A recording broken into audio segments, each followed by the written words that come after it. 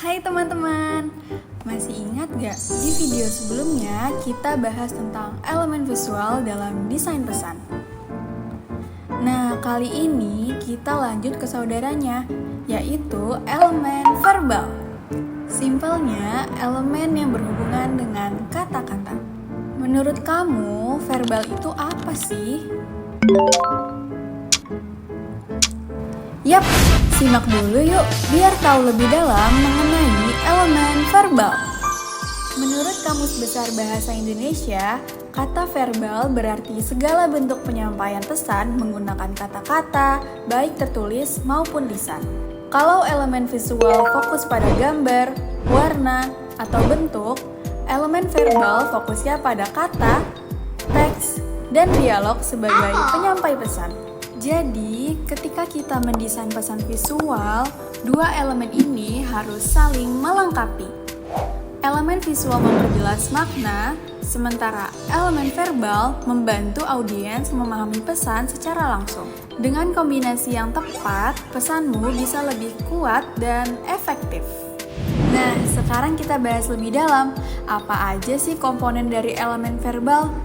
Berikut adalah 7 komponen utama dalam elemen verbal yang perlu kamu perhatikan. Yuk kita bahas satu persatu. Pertama, letter style atau gaya huruf.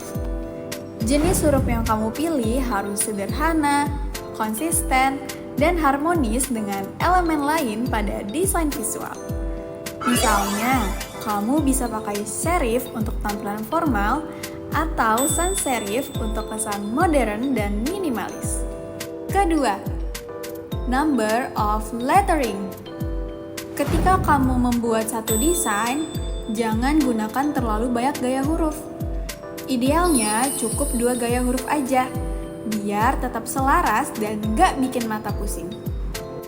Ketiga, capitals.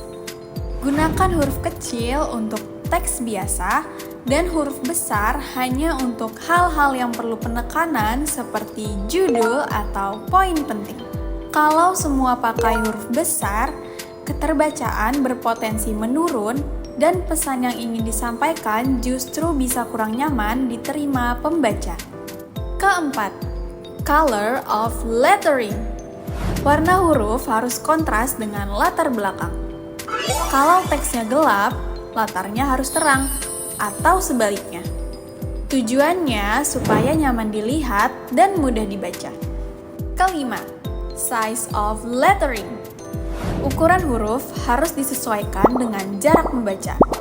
Misalnya ketika membuat media presentasi, jangan sampai ketika ditampilkan, audiens di bagian belakang gak bisa baca. Keenam, spacing between letters atau jarak antar huruf. Kalau terlalu rapat, teks terlihat sesak. Kalau terlalu renggang, keterbacaan menurun. Kuncinya, jarak antar huruf harus seimbang supaya mudah dibaca. Dan yang terakhir, spacing between lines, alias jarak antar baris. Kalau barisnya terlalu mepet, teks kelihatan padat dan bikin lelah. Tapi kalau terlalu renggang, fokus membaca bisa hilang. Supaya teks terlihat lega dan mudah dibaca, jarak antar baris dalam teksmu harus proporsional. Tidak terlalu mepet dan tidak terlalu renggang. Jadi, semua elemen verbal yang kita bahas, mulai dari gaya huruf, warna, ukuran, hingga jarak antar huruf, sebenarnya bukan cuma soal tampilan, tapi cara kita menyusun pesan agar bisa berbicara dengan jelas kepada peserta didik. Waktu kamu mendesain media pembelajaran, coba tanyakan pada diri sendiri, bentuk teks seperti apa yang paling memudahkan peserta didik untuk memahami isi pesan saya?